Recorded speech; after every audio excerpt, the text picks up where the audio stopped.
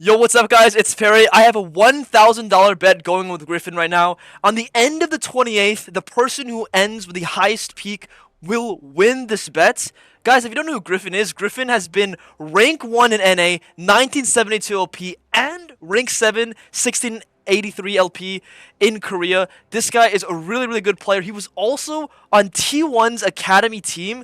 Insane player. Here's the thing, guys. He ended up stealing my champion, Poppy, and my build. He's comping my build, so we whipped out the Volibear. I'm going to show you guys a full review of this entire game.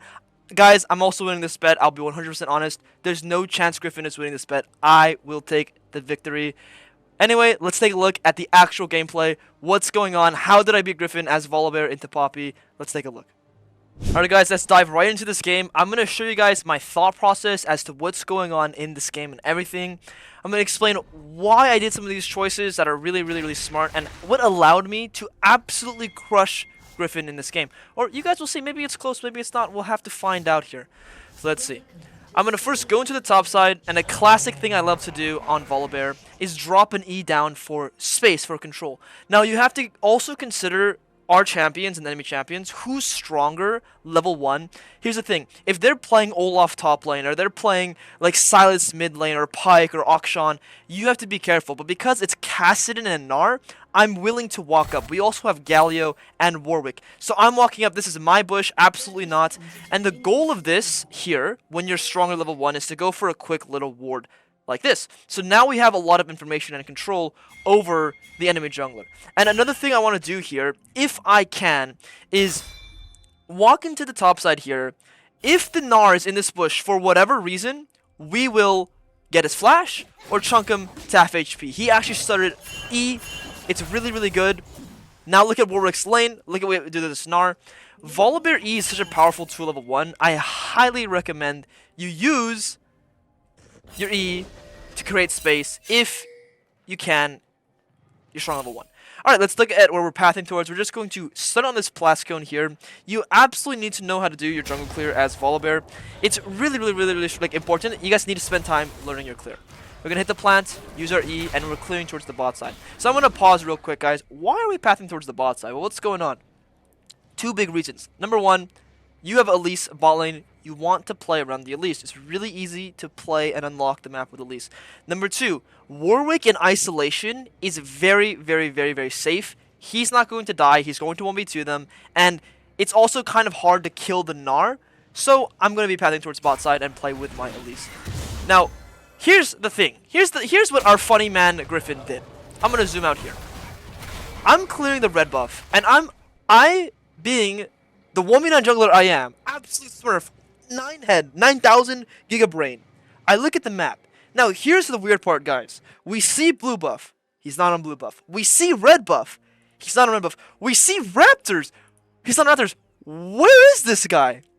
Where is this guy, bro? So, I decide, okay, he must be in my jungle, either in my bot side or starting my raptors. So I do a little look, a little take, and I walk at this guy, and he doesn't smite the camp. I don't know what little piggy is doing, not smiting the camp here. He ends up queuing this, and I walk away, and I go back, and I have to do my Krugs. Now, why am I going to my Krugs and not the red buff? I smited, he didn't smite. If I go to my red buff here, he can walk up into this bush, give me absolute turbo amounts of, like, it'd be annoying, so I need to go do my Krugs here. And what I'm going to do is I'm going to kill the small guy first, as quickly as I can. Actually, I don't even do that, but, like, if he comes, I'll be safer because I can get level 2. Now I kill the big Krug. I go to red buff. We saw the Poppy on blue buff here on a ward. I'll go back one time. You see the Poppy here. So we know we're both pathing towards the bot side. And here's the thing about Gnar starting E level 1 because of what I did. It helps Warwick get a kill. And now, you guys don't need to watch it. We do a little bit of a full clear. Look at the bear go. Bum bum bum bum bum. Bum bum bum bum bum. And here's the thing about this position here. I can do my blue buff, or I can look for a gank because it's volatile. Now, looking at this state of bot lane is fighting a lot, and looking at the wave is also very volatile. There's a next wave coming up here soon. Here's the thing, I don't have to do this, but in my head, what I think to myself here is, how does Poppy want to play? if Poppy, being the champion Poppy is, wants to gank bot lane here, I sort of want to match this to make sure that my bot lane can play the game. Now, it's also what we call time sync, and it can result in nothing. So it's sort of just like testing the waters, and we'll only lose one camp of time. So it's sort of just like a quick look. We'll see if we get anything here. I'm sort of being a human ward is what I like to call it for my teammates. I end up blowing my flash. We don't even get Recon flash. We get nothing. So we lost Volibear flash and Elise flash, and we don't even get the kill. It's quite an unfortunate turn of events, but not the end of the world. Because our good friend Griffin, our good friend we have the bet with, decides that he wants to be in the river. What's the problem with this picture right here, everyone? What's the problem with this picture right here? Well, what I just did by going bot lane is I generated bot priority. My mid lane has full priority. What is this little guy doing? I run at him with my Q, and this guy has to flash away. So even though I lost my flash there, and even though Elise lost flash, we got his flash back. So the situation is not the end of the world. Now I cross to the top side because I see Cassidy in mid lane. I can chunk the Cassidy out, get Cassidy's flash. It's really obvious. Now here's the question a lot of you guys might have. Why not go to blue buff here? Why go straight to the top side? One big reason. If I don't go to my top side and do my blue buff, the enemy jungler will recall. Okay, I mean he's here. But the enemy jungler could recall and go to the top crab and go for my Raptors respawn. I also want to clear my Raptors respawn as quickly as I can because it's worth more EXP. So I'm in the top side and I'm going to farm this crab. I'm going to farm my Raptors and I'm going to farm my Krugs. What do you guys think I do after here? You can pause and think about it for a second. What do I do? Oh, obviously I'm going to recall here. Now we're going to go straight back into the bot side. And here's the thing about itemization. A lot of you guys keep asking, what do you buy? Are we going Cosmic Navori? Are we going Black Cleaver? What items are we going? Now, here's the thing. Black Cleaver is probably one of the highest value items on Volibear Jungler. Alright guys, so here's the thing about itemization. We just moved the camera a little bit so you guys can see all the items. We are going Pickaxe, Black Cleaver. Aribo/Arcdeus is the one who sort of innovated this build on Volibear. The big reason for Black Cleaver is we are playing to poke the enemies or essentially burst the enemies. Now, the reason why you don't go Cosmic or Riftmaker here is because we're not able to auto-attack them as much as we want to. We're going in for one quick chunk with Press the Attack, Q, Auto W, or QW Auto, whichever one. And we're going for a quick chunk and then we're walking away. We can't consistently auto the guys, the enemies. Gnar will jump away with E. Kassadin will ult away. Rakan will W away or E away or ulti away. To add to the matter, we're also full AP. Warwick does a lot of magic damage with its ultimate, with its Q. Galio's AP. Kai'Sa does high mixed damage as well, and so does Elise. So why would we ever go AP here? We absolutely cannot. So here's the question. Why not go Sundered Sky?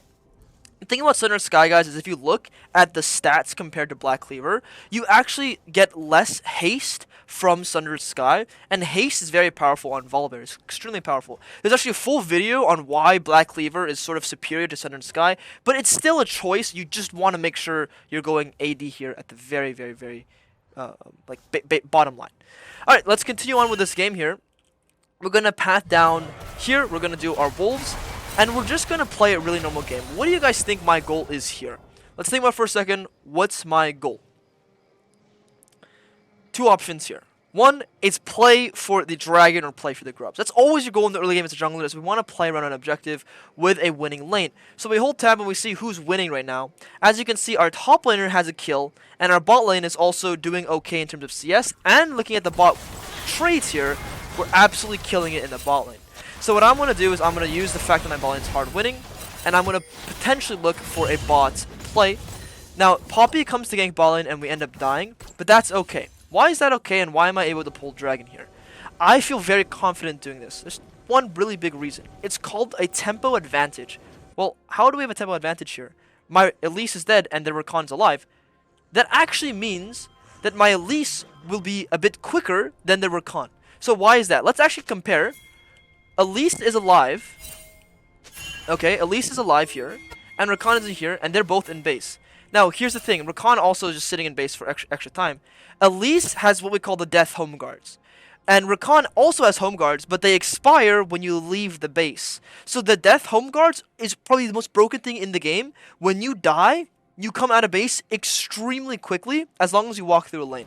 To add to the matter, my Kai'Sa has stronger conditions than the Tristana, so Kai'Sa is going to have priority. And my Galio is going to beat the Kassadin, so my Galio has priority. So we're able to get this dragon nice and easy. Now we see the Poppy. Hello, Griffin. Goodbye, there's nothing you can do. And I'm going to play for this crab. Now, this little guy, little piggy, little man, decides to come face check the river against the Storm God. I ult over his ultimate, and he decides that he does not want to win this video game from this point on. So he steals my fucking champion, and then that's the type of thing he does in my game. Absolutely not. Absolutely not allowed. We're going to capitalize on this dragon. We're going to kill this Tristana. We're going to kill the Rakan as well over here. This Trist is dead. And now the game is absolutely gone out of control. We are ahead. Let's look at this. We're ahead with 2 kills. We're absolutely killing it. Look at him stealing our build, going Umbral Glaive with the Halo Blades as well. Guys, it's literally, if you go to my account, it's literally the exact same build that we go to with the Haste and Triumph. Man, oh man, was it a good feeling to beat him on my champion.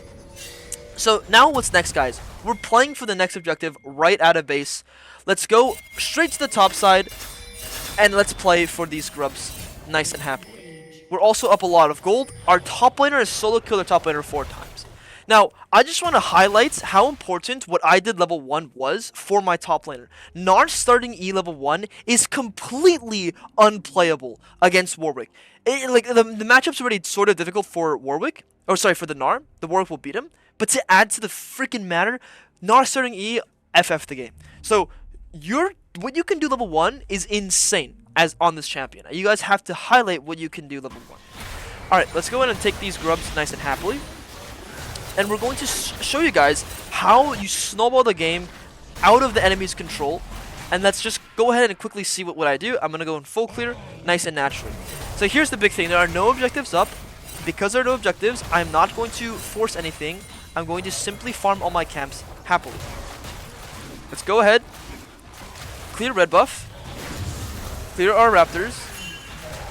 Keep going top down and just be happily clearing all of our camps. Here's the thing about crabs. The really important thing to mention. There's a crab here, and I have my wolves and my Grom. I need to go do this crab first before my wolves and Grom. Because we don't know where the Poppy is, and if the Poppy steals this crab, what happens is now the map, the control that they have, is going to be superior to the control that I have. And I want to make sure that I get this crab, and then I can fall back to camps happily. It's really important to prioritize crabs because crabs give you vision and unlock control over bushes as well. Like, picture this bush is pink warded here. I'd go clear the pink ward, so that gives my map a lot more pressure. We'll kill this crab, we spot the enemy, and the enemy Poppy is fighting us here, so we're going to absolutely crush him. I personally absolutely grief and int the position here. So now I've died, my Elise has died, my Kai'Sa has died, and my Galio is also dead. So what happens here is absolutely disastrous. I play for the crab, the enemy jungle is playing for the crab, we're both playing for the crab correctly, and I overforce my position. This is what I was talking about earlier, guys. There are no objectives up.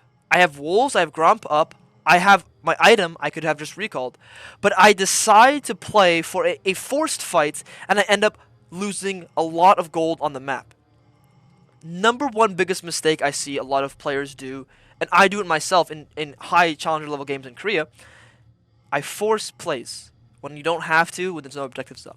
So you guys have to respect the fact that it's very, very, very important to not force things, especially when there's no objectives. Don't force things, period. I did not have to do that, and I wanted to because I wanted to assert dominance over Griffin. And it could end up throwing games in, like, it could end up throwing a lot of games.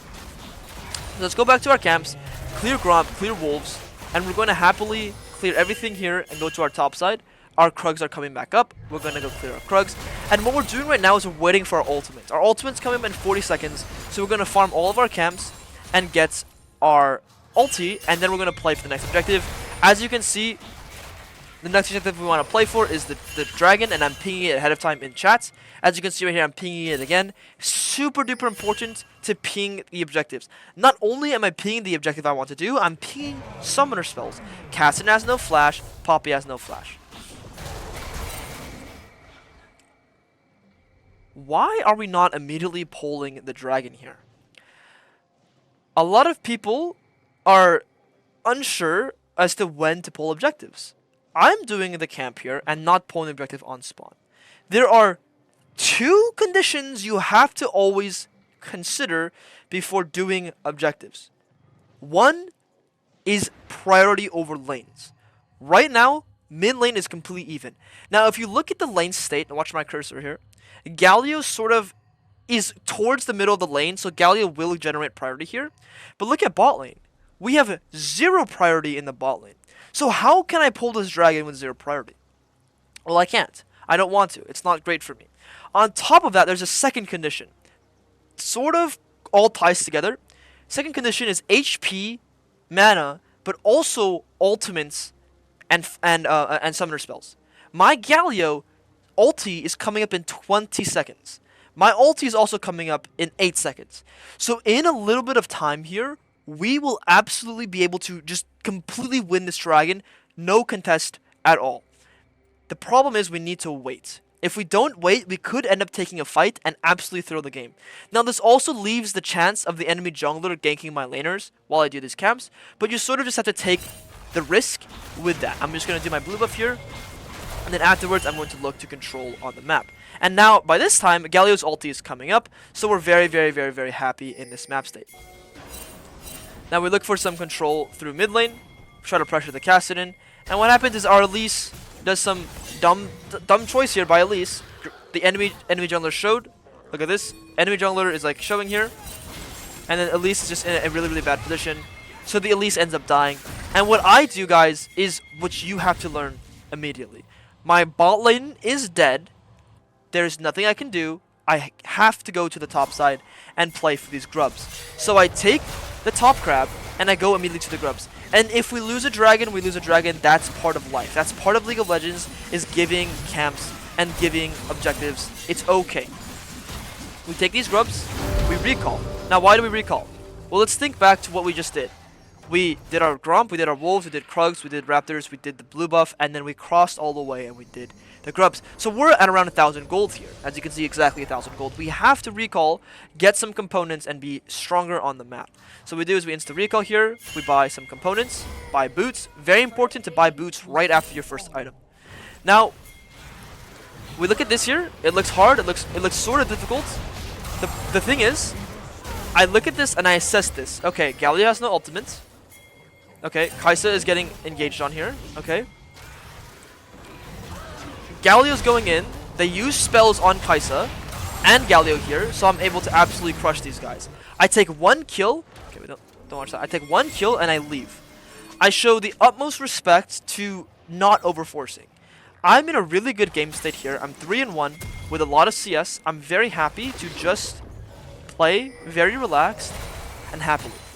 I take the bot cannon minion. If you guys ever see a cannon minion wave that you can take the cannon minion wave. It's very important to understand. That's why I'm down here, right? Because I want to take the cannon minion wave.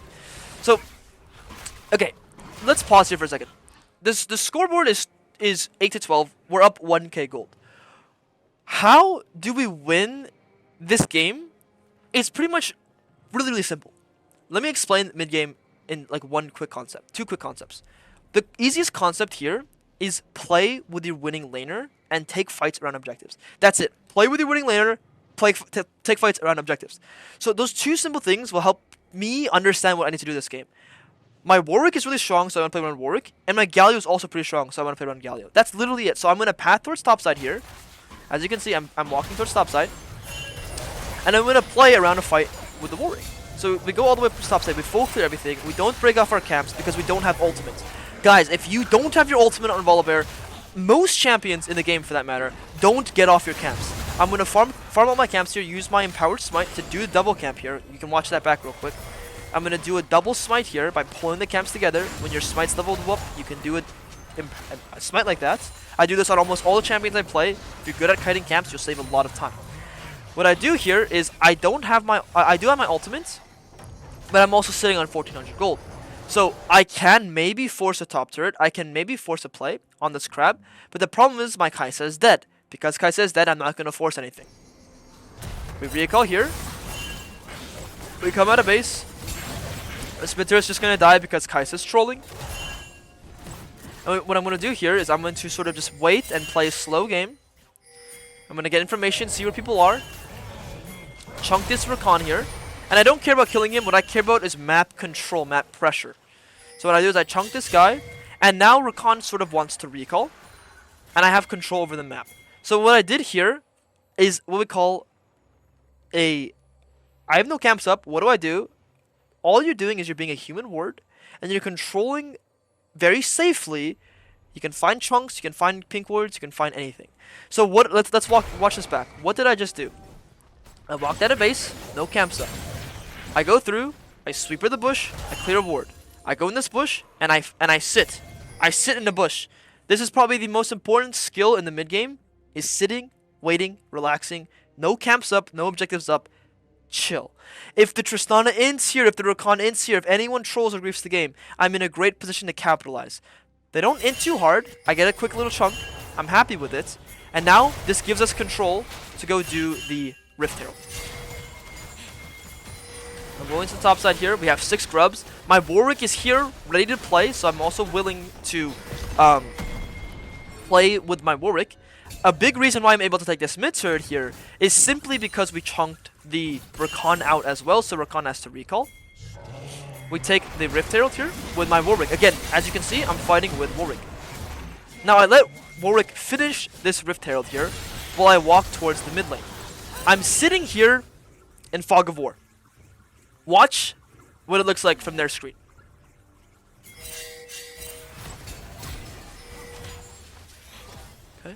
They see Volibear here. They see Volibear here. They see Volibear here. And it's like they're in the middle of a fight, so they don't really see me walk from here to here. Now what I can do, if I'm griefing the game or if I'm not thinking correctly, I'll walk out here and I'll just run at the Rakan. But what I do here is I simply sit and I wait and I wait and I wait. Now this unlocks the opportunity for the enemies to engage on Kai'Sa, and then boom, I can capitalize on them. You guys need to understand Fog of War. It's super duper important. Now, I look for a play on the Poppy here. Okay, we're looking for a fight. I'm playing with my Warwick. I'm going nice and slowly. I'm jumping Griffin, and the Griffin is absolutely dead here. And we're just absolutely able to stomp this position. So, let's backtrack. Why am I willing to take this fight? Why is this fight so favorable for us? Let's talk about these two things. So number one, this fight is so favorable for us because Rakan already used ultimate. That's condition number one. Condition number two is we're fighting around our Warwick and we're fighting around our Galio. Two very strong teammates. On top of that, the Kai'Sa chunked the Rakan and Tristana to less than half HP. So even though this is sort of a down numbers fight, the Rakan is essentially useless. He has no ultimate. The Tristana is also essentially useless. She's half HP. And to add to the matter, their Kassadin is also half HP. So he's not gonna be relevant in this fight. So my Galio here and my Warwick here, we just have massive advantage here. To add to the matter, I also start off with a massive chunk on the Poppy. So Poppy is getting chunked really, really hard here. And from this position right here, we won the fight. The enemy Poppy used key spell, E, and the flash, and did not pin the Warwick into the wall. From this picture here, the fight's absolutely over. So just say thank you, Griffin, for $1,000 pretty much. He absolutely griefs this position. I jump onto the Poppy because Poppy has no flash. Tristana is half HP, is dealing no damage to me because I have a cloth armor, or sorry, a chain vest. So we take the skill here too, and this is where things go absolutely south for the enemy team. I farm all my camps here because I'm really close to my item. I recall, I buy my item, you see I have perfect gold for my item. I go straight for the objective down into the bot side. And I'm here and I'm setting up for the dragon. We're clearing the mid wave here, so I'm not just immediately pulling the dragon. I want to clear the mid wave first with my team. Warwick does some absolute griefing, loses half his HP bar.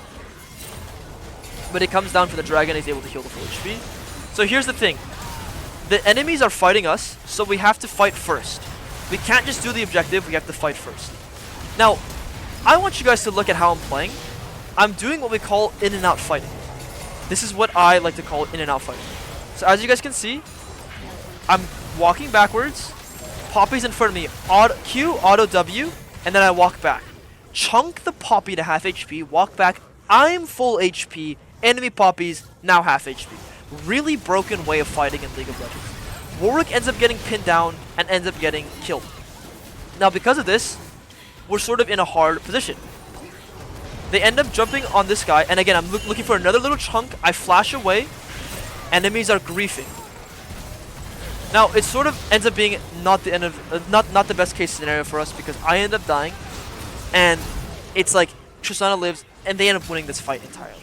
So now look at the gold. It's 35k to 35k. So it's a really even game. Okay, Perry. Well, look at the tab screen. Like, who's strong? Who's weak? My top laner has 2 items. Their top laner just got a lot of kill. Their bot laner just got a lot of kill. Their Tristana's gonna have Infinity Edge. The game is really even. How do you win in this game?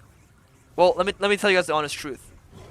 From here on out, because I lost this fight, and because I made a few mistakes early on, it simply comes down to how well you team fight and how well you can pilot your champion. So let's just go ahead and skip on through until I respawn and watch what I do. But the game now comes to team fighting. So I clear this crab here. We have complete control over the bot side. We're going to grab this dragon with our Warwick. Awesome. Now what I do here is I rip the Otacon. Why do we rip the Otacon? Well, we see the Gnar in the top side, and we see these guys on the mid lane. Not only does the mid game come down to team fighting, it comes down to where we team fight. I am forcing them to come into our control. Look at this. We have a ward here, we have a ward here, and now let's look at their vision. They are completely in the dark here. They don't know what's going on here. So as you can see on the map here, real quick, they're question mark pinging. They're not sure what's going on. So I'm forcing them to make choices. I drop a pink ward here, and now we're ripping the Otacon while they're sort of running into us like this. They end up using Poppy ultimates, and look at how they have to play this here. So let's zoom in a little bit. I kill the Otacon, and the enemies are sort of running into us. And look at the massive angle we have on this Poppy. Poppy's going and killing himself. And as you can see, because I pulled the Otacon, I told my team, come pull the Otacon, the enemies are in the top side, Gnar's top lane without teleport. I have won us a favorable fight. Now, the game was even. Actually, if you look at the gold, we're down gold. But because I took a favorable fight where I forced them to come into us, I'm able to win this hard position. And now, killing this Kassadin here. Goodbye. Ult onto the Kassadin. And look at Tristana under the turret. I smite Tristana. I chomp the guy there, and I just get the most amount of gold possible. And look at your boy Griffin. He's not happy because enemy Gnar's topside. But here's the thing. What could Gnar have done differently here? Gnar deployed bot lane, the top lane from base, and he has no teleport. So because I'm aware of that, we're able to absolutely crush the situation here. Now, how do I know Gnar has no teleport? Let's take a look at this game here. Let's take a look real quick. So what happens is we see Gnar in the top side, and we see a little teleport right here. So because we see a teleport coming in from Gnar, Gnar's not part of this fight, but he TP's in, I'm able to pull a really nice Otacon. That's important, guys. All these little factors matter to winning your game. Mid-game macro is all about understanding all these small conditions. Teleports, and where people are on the map. 5 people here for us, 4 people here for them because Gnar's in the top side. So we take the Krugs, we take the turrets. I'm very, very happy. I sort of look for this red buff because I know where they are. But the problem is, okay, Gnar's here. So I just walk away. Just get me out of here. I don't want to be in enemy territory too long. I want to leave. I want to recall. I want to get out of here. So here's the thing. Why am I not doing my camps here? Well, hey Perry, you have Gromp and your wolves up. When do I fight? When do I farm? Right? This is the question. When do I fight? When do I farm? Well, let me ask you guys the question, and I want you guys to think about this. This is really, really important for you guys to think about. Why do we farm camps in League of Legends? What's the point? Why do we farm minion waves? Why do we get kills? What's the point of all of this? You can pause here, take some time to think. Okay, like for those of you guys who paused, and welcome back. I'm gonna tell you guys why you farm camps, why you farm minions, and why you farm kills. Why do you kill people? For gold. What do we use our gold on? We use our gold for items. That's literally it. You use the gold to get items so you're stronger. Right now, look at how much gold I have. 2,300 gold. I can complete my Spirit Visage. I do not need to do my Gromp or my Wolves to complete my item. So what I'm going to do here is I'm going to get my item, and then I can decide on whether to do camps. That's the simplest way to put it. The easiest way to understand. To add to things, if I have my items and I come out of base, I have the opportunity to invade his top side. I have the opportunity to play for a top turret. I have the opportunity to do more things. And let's say there's a crazy fight that happens mid lane. I will have my item, so I will be strong enough to win the fight with my team.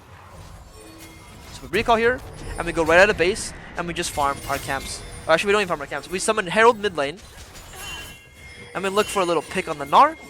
So here's the thing. 4 people mid lane, all my teammates mid lane, they're defending properly. They have Herald here. If the Gnar is going to be on the side lane by himself, take the kill. Take the free kill. It's really, really, really, really free. So what I do here is I'm playing the map. I'm staying with my teammates. I'm staying on Herald. Gnar shows up and look at me immediately pivot for this Gnar. Hold tab here. Look at Gnar's items. Look at mine. I have 3 items and an 8 stack Dark Seal. This Gnar is screwed. As you can see, I run at this Gnar. Hello, my friend. I'm going to chase you. I ulti through. Hello. And you are my little freak. Goodbye. Use my ulti, take the kill, take the wave. And while all of these guys are doing this, I run towards it. My Galio ends up getting killed. My teammates end up getting killed. I take this wave. Here's the thing. I'm a bit of a psychopath for taking this wave. Because the enemies were right here. But because I'm aware of my champion's limits and my champion's strength, and I have 3 items right now, what I look to do is I ping my teammates to come help me, and I look for a bit of an outplay. I do a little chunk on this guy here. Poppy misses his E. I'm playing in the alcove here. I'm going nice and slowly. Look at my champion. I'm 1 versus 3. Their entire family here. I chomp this guy again, and I'm still alive, and I'm still crushing it here. I drop my E down, it still E's the Poppy, and we end up killing literally all of them here, resulting in like an ace on them anyway, even though I died and I was in a hard position. That's just knowing your champion's limits, and that's also understanding how powerful like getting your items are. Because I have my items, I'm able to 1v3 them there. At the end of the day, guys, like, I can teach you guys macro, I can teach you guys decision making in the early game, mid game, etc. None of that will matter unless you can fight properly and you understand your champion. Which is why it's so important to one trick and so important to like really refine your gameplay by watching how high elo players fight. They're fighting. The fighting is the most important thing in this game. Most important thing by far. So from here on, we're getting close to our next item. I'm gonna just farm my camps here, nice and naturally, and happily just do all my camps. Thing is, there's fighting going on here, so I take the blast cone and I join the fight. Now, I'm gonna kill this Tristana. So why do I know this Tristana is dead here? Well, let's look at the fight. Tristana is here, and Tristana just jumped in, and then Tristana just jumps out.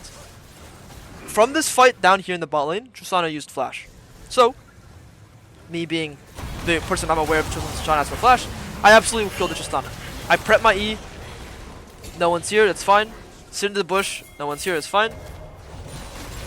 We find the Gnar out of position. That's fine, we can't do much. That's okay, I'm gonna go back to the objective and happily do this objective. From here on out, guys, you have 2 goals. 1, get your next item. 2, get the objective if you can get the objective. Baron is up, I want to do this Baron. So what I'm gonna do is I'm gonna farm some camps here while I wait for my teammates to come up. Kai'Sa's out of base, okay, I'm gonna do this camp. Okay, and now Kai'Sa's out of base here. I'm gonna go do the objective. Here's the thing though. We want to control space. So yet again, I'm not just pulling the objective right away. I'm clearing wards and I'm getting control. Okay. So we get some control here. I look for a little bit of a camp and see if they want to come and force into me. I steal the camp from the low Griffin. Take the camp, thank you very much. And here, our Elise gets caught yet again. But here's the thing. They used crucial ability, Recon ultimate yet again, and they just used Gnar ultimate. So this fight doesn't seem that bad. I chunked the Poppy yet again, and I use my E to get this kill. These guys are completely screwed because look at my positioning, look at my teammates, and we just absolutely wipe them all. And look at this right here. Boom. He took my champion. I take his entire game, all his LP. We take the Baron here. We do it together. How do I know this is a Baron angle? Actually, this is really important. How do I know this is a Baron angle? Well, 40 seconds on literally all the enemies. Galio, even though it's a Galio's going AP. Galio's not going tank. Galio's going AP. So we'll actually deal some good damage. And me knowing my champion's strengths, I know that I can take this Baron because I deal a lot of damage. Now it'll get close if they come straight from base. They might get a little bit close to it, but like honestly, look, like they're just like too far away. We can do this really quick.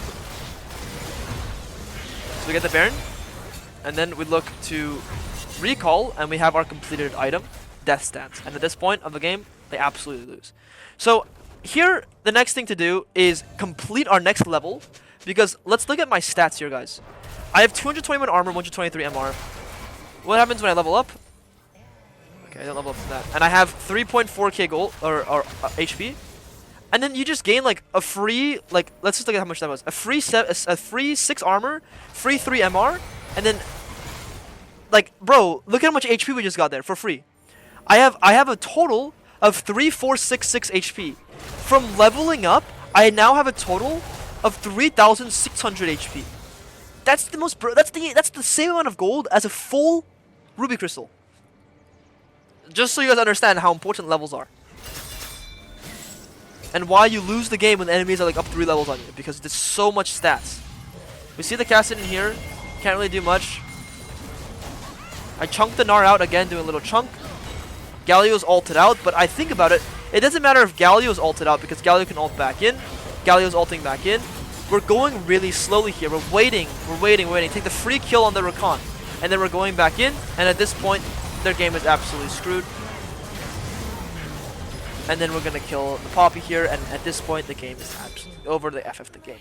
So the big takeaways this game that I want you guys to run away with is, okay, even if you have a big lead in early game, you can still throw it away. It is absolutely like important that like you just stay disciplined. I was not disciplined at this one timer here. I threw away a lot of gold. We're up almost 3,000 gold. We're up like 2k gold, and then I make the game really even. You can still throw games. Guys, you need to be really smart about how you play your leads. Second thing, in the mid game, you need to work on understanding what fights you can force the enemies to take that will win you the game. You need to force the enemies to make a choice. That is the #1 thing you need to do in League of Legends.